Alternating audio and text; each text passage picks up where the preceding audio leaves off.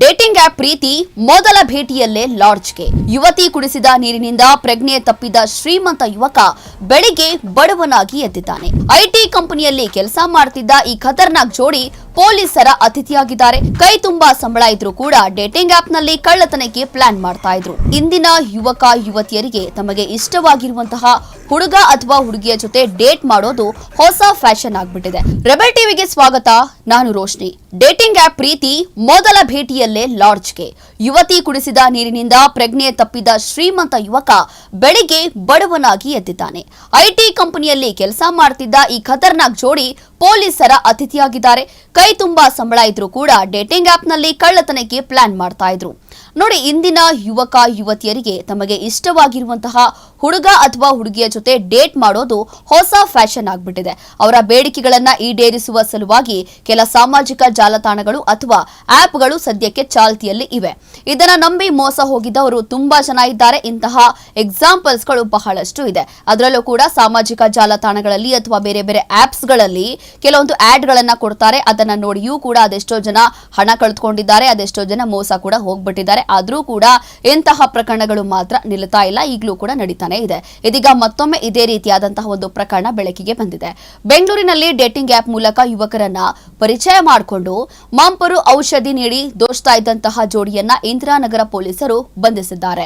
ಸಾಲ ತೀರಿಸಲು ಕಳ್ಳತನಕ್ಕೆ ಇಳಿದಿದ್ದಂತಹ ಕವಿಪ್ರಿಯಾ ಹಾಗೂ ಆಕೆಯ ಬಾಯ್ ಫ್ರೆಂಡ್ ಹರ್ಷವರ್ಧನ್ ಮೊದಲ ಪ್ರಯತ್ನದಲ್ಲೇ ಇದೀಗ ಸಿಕ್ಕಿಬಿದ್ದಿದ್ದಾರೆ.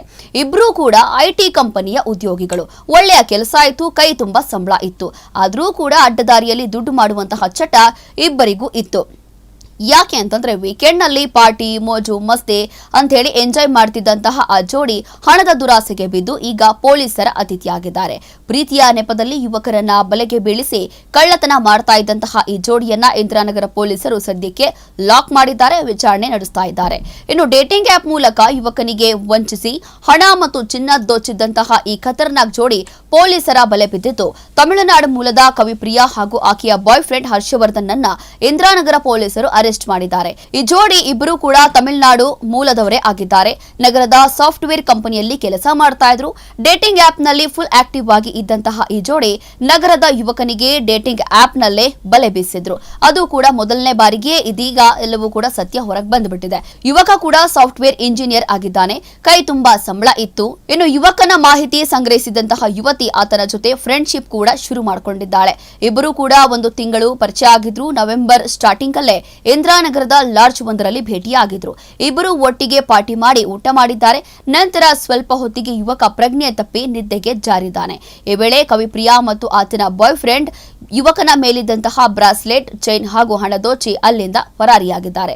ಇನ್ನು ಡೇಟಿಂಗ್ ಆಪ್ ಮೂಲಕವೇ ಈ ಒಂದು ಕಳ್ಳತನಕ್ಕೆ ಪ್ಲಾನ್ ಅನ್ನ ಮಾಡ್ತಾ ಇದ್ರು ಈ ಒಂದು ಖತರ್ನಾಕ್ ಜೋಡಿ.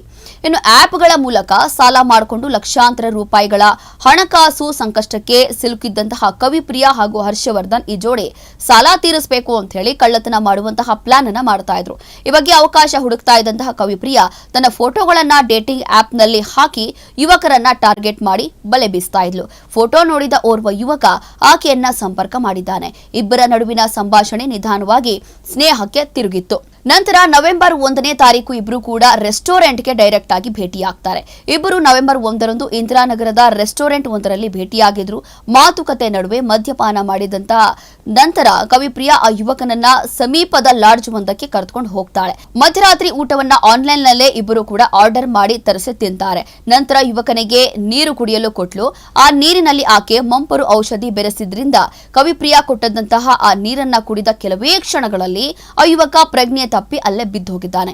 ಇನ್ನು ಇದನ್ನೇ ಬಂಡವಾಳ ಮಾಡಿಕೊಂಡಿರುವಂತಹ ಕವಿಪ್ರಿಯಾ ಯುವಕನ ಬಳಿ ಇದ್ದಂತಹ ಅಮೂಲ್ಯ ವಸ್ತುಗಳು ದೋಚಿ ಸ್ಥಳದಿಂದ ಪರಾರಿಯಾಗ್ಬಿಟ್ಟಿದ್ದಾಳೆ. ಇದರಲ್ಲೂ ಕೂಡ ಈ ಒಂದು ವಿಚಾರಕ್ಕೆ ಸಂಬಂಧಪಟ್ಟಂತೆ ಪೊಲೀಸರು ಕೊಟ್ಟಿರುವಂತಹ ಮಾಹಿತಿ ಪ್ರಕಾರ ಸುಮಾರು 6.89 ಲಕ್ಷ ರೂಪಾಯಿ ಮೌಲ್ಯದ ಚಿನ್ನಾಭರಣ, 12,000 ರೂಪಾಯಿ ಮೌಲ್ಯದ ಹೆಡ್ಸೆಟ್ ಮತ್ತು 10,000 ರೂಪಾಯಿ ನಗದನ್ನ ದೋಚಿದಂತ ಈ ಜೋಡಿ ಬ್ರಾಸ್ಲೆಟ್ ನಗರದಲ್ಲಿ ಅಡ ಇಟ್ಟು ತಮಿಳುನಾಡು ಕೂಡ ವಾಪಸ್ ಹೋಗ್ಬಿಟ್ಟಿದ್ರು. ಇನ್ನು ಇಂದಿರಾನಗರ ಪೊಲೀಸರು ಕೇಸ್ ದಾಖಲಿಸಿ ತಮಿಳುನಾಡಿನಲ್ಲಿ ಈ ಜೋಡಿಯನ್ನ ಬಂಧಿಸಿ ಕರೆದುಕೊಂಡು ತಗೊಂಡ್ಬಂದಿದ್ದಾರೆ. ಇನ್ನು ಪೊಲೀಸರ ವಿಚಾರಣೆಯ ಸಂದರ್ಭದಲ್ಲಿ ಹೈಫೈ ಲೈಫ್ ಲೀಡ್ ಮಾಡಲು ಇದ್ದಂತಹ ಈ ಬಂದ ಹಣ ಖರ್ಚು ಮಾಡಿ ಈ ಜೋಡಿ ಪುನಃ ಹಣ ಹೊಂದಿಸಲು ಡೇಟಿಂಗ್ ಆಪ್ಗೆ ಮೊರೆ ಹೋಗಿದ್ರು. ಇನ್ನು ಅಮಾಯಕ ಯುವಕರಿಗೆ ಗಾಳ ಹಾಕ್ತಾ ಇದ್ರಂತೆ. ಆದ್ರೆ ಇಲ್ಲಿ ಪ್ರಥಮ ಬಾರಿಯಲ್ಲೇ ಅಂತಂದ್ರೆ ಮೊದಲನೇ ಬಾರಿ ಈ ಒಂದು ಪ್ಲಾನ್ ಅನ್ನ ಇವ್ರು ಯಾವಾಗ ಟ್ರೈ ಮಾಡಿದ್ರು, ಇದೀಗ ಮೊದಲನೇ ಬಾರಿಯೇ ಫಸ್ಟ್ ಟ್ರೈ ಅಂತೇನ ಏನ್ ಹೇಳ್ತೀವಿ, ಫಸ್ಟ್ ಟ್ರೈ ಅಲ್ಲೇ ಇದೀಗ ಇವರು ತಗ್ಲಾಕೊಂಡ್ಬಿಟ್ಟಿದ್ದಾರೆ. ಹಾಗಾಗಿ ಇದೀಗ ಪೊಲೀಸರ ಬಲೆಗೆ ಬಿದ್ದುಬಿಟ್ಟಿದ್ದಾರೆ. ಇನ್ನು ಸದ್ಯ ಇಂದಿರಾನಗರ ಪೊಲೀಸರು ಪ್ರಕರಣ ದಾಖಲಿಸಿಕೊಂಡು ಇಬ್ಬರನ್ನ ವಿಚಾರಣೆ ನಡೆಸ್ತಾ ಇದ್ದಾರೆ. ಚೆನ್ನೈನಲ್ಲಿ ಒಂದು ಆಭರಣ ಅಂಗಡಿ ಇತ್ತು. ಇದೇ ಒಂದು ಅಂಗಡಿಯಲ್ಲಿ ಈ ಒಂದು ಚಿನ್ನ ಎಲ್ಲವೂ ಕೂಡ ಅಡವಿಟ್ಟು ಬಿಟ್ಟಿದ್ರು. ಇನ್ನು ಜಪ್ತಿ ಮಾಡಲು ಪೊಲೀಸರು ಇಲ್ಲಿಂದ ಅಲ್ಲಿಗೆ ಹೋಗಿದ್ದಾರೆ. ಪೊಲೀಸರ ವಿಚಾರಣೆಯ ವೇಳೆ ಕವಿಪ್ರಿಯಾ ತನ್ನ ಬಾಯ್ ಫ್ರೆಂಡ್ ಹರ್ಷವರ್ಧನ್ ಜೊತೆ ಸೇರಿ ಈ ಹನಿ ಟ್ರ್ಯಾಪ್ ಅನ್ನ ಯೋಜಿಸ್ತಾ ಇರೋದು ಬೆಳಕಿಗೆ ಬಂದುಬಿಟ್ಟಿದೆ. ಆದ್ರೂ ಕೂಡ ಕೈ ತುಂಬಾ ಸಂಬಳ ಬರ್ತಾ ಇತ್ತು. ಮೋಜು ಮಸ್ತಿ ದುರಾಸೆಯಿಂದ ಇಬ್ಬರು ಕೂಡ ಈ ಟೆಕ್ಕಿಗಳು ಈಗ ಜೈಲು ಸೇರುವಂತಾಗಿದೆ. ಇಬ್ಬರು ಆರೋಪಿ ಜೋಡಿಯನ್ನ ವಶಕ್ಕೆ ಪಡೆದು ಕಳ್ಳತನಕ್ಕೆ ಬಳಸಿದಂತಹ ವಿಧಾನ ಹಾಗೂ ಮಂಪರು ಔಷಧಿಯ ಮೂಲ ಮತ್ತು ಇತರೆ ದಾಖಲೆಗಳ ಬಗ್ಗೆ ಪೊಲೀಸರು ವಿಚಾರಣೆ ನಡೆಸ್ತಾ ಇದ್ದಾರೆ.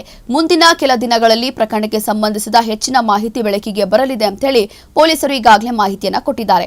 ಅದೇನೇ ಇರಲಿ, ಇಂತಹ ಪ್ರಕರಣಗಳು ದಿನೇ ದಿನೇ ನಮ್ಮ ರಾಜ್ಯದಲ್ಲಿ ಅತಿ ಹೆಚ್ಚಾಗ್ತಾ ಇದೆ. ಅದರಲ್ಲೂ ಕೂಡ ಬೆಂಗಳೂರಿನಲ್ಲಂತೂ ಅದೆಷ್ಟೋ ಇಂತಹ ಎಕ್ಸಾಂಪಲ್ಗಳು ಇದೆ, ಅದೆಷ್ಟೋ ಎಫ್ಐಆರ್ಗಳು ಈ ಕುರಿತು ದಾಖಲು ಕೂಡ ಆಗ್ಬಿಟ್ಟಿದೆ. ಅದರಲ್ಲೂ ಕೂಡ 2025ರಲ್ಲಿ ಇಂತಹ ವಂಚನೆ ಅಥವಾ ಇಂತಹ ಸ್ಕ್ಯಾಮ್ಗಳು, ಇಂತಹ ಒಂದು ಪ್ರಕರಣಗಳೇ ಅತಿ ಹೆಚ್ಚಾಗಿ ಬರ್ತಾ ಇರುವಂತದ್ದು. ಹಾಗಾಗಿ ಇನ್ಮೇಲಾದ್ರೂ ಅಟ್ಲೀಸ್ಟ್ ಯಾರೋ ಬಾಯ್ ಫ್ರೆಂಡ್ ಸಿಗ್ತಾರೆ, ಗರ್ಲ್ ಫ್ರೆಂಡ್ ಸಿಗ್ತಾರೆ ಅಂತ ಹೇಳಿ ಆ ಆಪ್ಗಳನ್ನ ನಂಬೋದು ಅಥವಾ ಡೇಟಿಂಗ್ ಮಾಡೋದು ಅಥವಾ ಬೇರೆ ಬೇರೆ ರೀತಿಯಾದಂತಹ ಆಡ್ಸ್ ಗಳನ್ನ ನಂಬೋದು ಸದ್ಯ ಇವಾಗಾದ್ರೂ ನಿಲ್ಲಬೇಕಾಗತ್ತೆ. ಕಾರಣ ಏನು ಅಂತಂದ್ರೆ ಇಂತಹ ಪ್ರಕರಣಗಳನ್ನ ನೋಡಿ ಸ್ವಲ್ಪ ನಮ್ಮ ಜನವೂ ಕೂಡ ಎಚ್ಚೆತ್ತುಕೊಂಡ್ರೆ ಒಳ್ಳೇದು ಅಂತ ಅನ್ಸುತ್ತೆ.